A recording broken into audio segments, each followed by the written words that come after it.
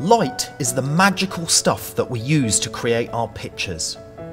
It's found all around us and comes from a variety of sources, both natural and man-made. It also comes in many forms and colours, each one affecting the atmosphere of our pictures differently. To help us understand light, I have broken it down into 4 main categories: transmitted light, reflected light, soft light, and hard light. Hard light comes from any light source that is apparently small. Now, the sun on a clear day is a prime example. Now, we know the sun's not actually small, but it appears small because it's so far away. And it acts like an extremely bright but small light bulb in the sky.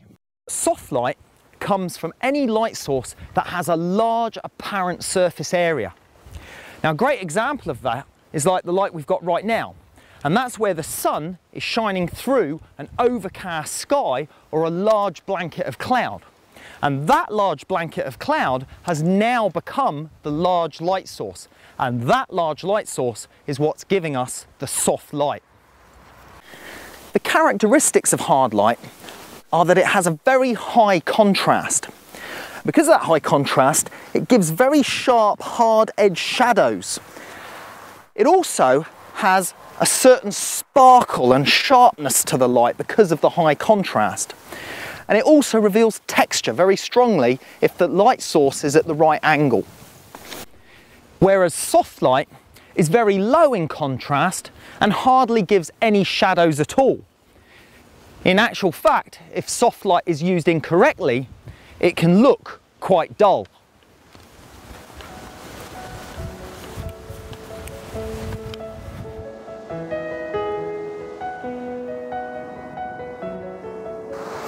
So, what type of light is best for photography?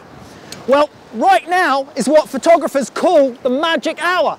And that's because it has all the magic ingredients. We've got soft light from this large light source above us, which is the sky. But we've also got hard light from the sun, which is setting over there, and it's cutting through the Earth's atmosphere, so it's reduced in intensity to a much more manageable level. And by combining hard light and soft light, it makes the photographs much more interesting. Now, to add to that, we've also got transmitted light, and that means we can see the light source in the picture. Plus, we've got reflected light reflecting off the surface of the water and off the wet sand. And by putting all of those things together, we're going to get a fantastic image. And if I can just get this piece of driftwood to stay still, I think we're going to get the shot that we want. That's coming together really nicely. Just going to move that over a little bit. Some beautiful reflections off of the bit of wood. It's a little bit too close. Just going to move it back down there. And I want to be quite precise.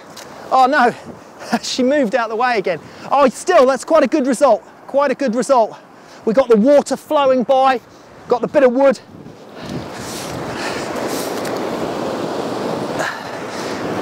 As you can see, sometimes you need to get your feet wet to get the best shot.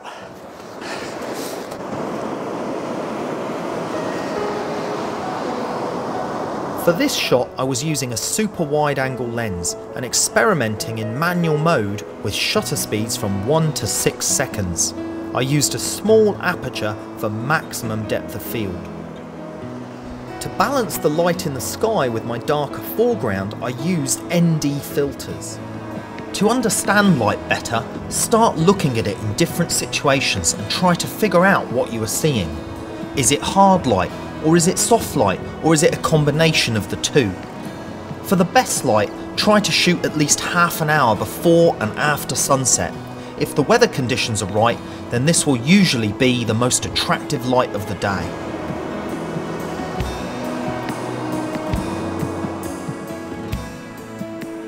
We'll try a couple more shots before we pack home, and I can change out of these wet socks and shoes.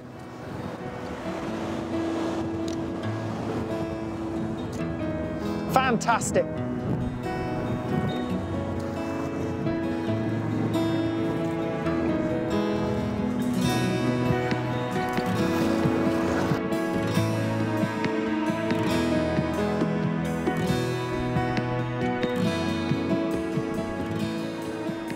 the magic hour is not the only time or light that we can shoot in.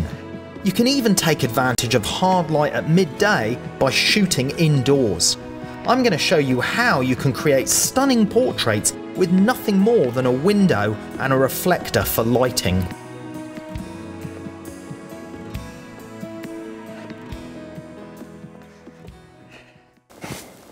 Now, a great lighting setup that you can easily use in many different locations, even in your own home, is simply a large window. Now here, we've got Vicky modelling for us, and we're using this large window light to illuminate soft light all the way down the side of Vicky's face. Now, one of the problems when you just side light like this is that the other side of the body will be in shadow. Now, a great way to get around that is simply to use a reflector, and reflectors are great tools. Now, you can get a variety of different reflectors. This one here is a commercially available reflector that just pops open like that, and you can take out on location with you. And then if you look at Vicky's face here, you'll see the difference that that reflector makes as I put that light in and out of the shot like so. So a huge difference. Now it's silver on one side and it's white on the other, so the silver side gives a harsher light. But if you don't want to use a reflector like that, you can even use something as simple as a piece of white card like this. Here I've got a little bit of white board, just a bit of white foam board, and again, watch the result here, what we can do there. So this side of the face is dark and in shadow. Simply bring the white board in and we've got a great reflector, great fill-in panel to illuminate that shadow side for us. So very simple technique, large window, nice soft light, beautiful for portraits, fantastic for portraits, and then simply a reflector on the other side to fill in the shadow side. So I'm going to get Vicky leaning in against this window, and then we're going to use a couple of different reflectors and we're going to see what results we get. Okay, Vicky.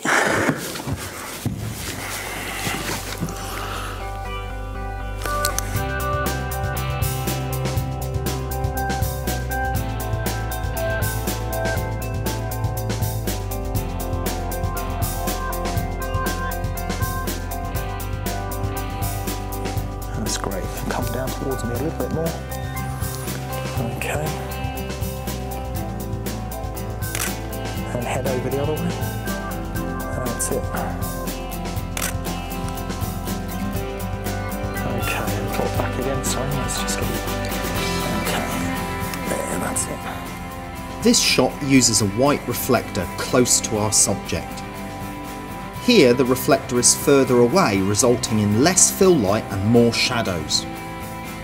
In this shot, no reflector was used at all. And in this shot, the white reflector was close to our model. Shot. That's it. That's good. Great. Okay, just give me a little hint of a smile there, Vicky. That's it. Good. Just chuck that light there. Perfect.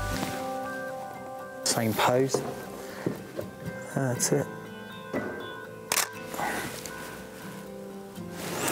The difference without the reflector and then with the reflector.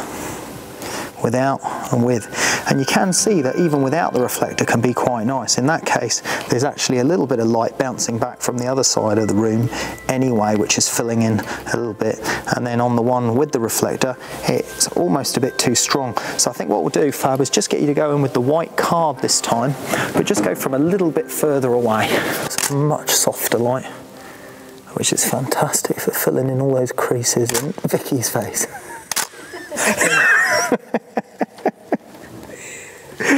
That's it, good, okay. Excellent.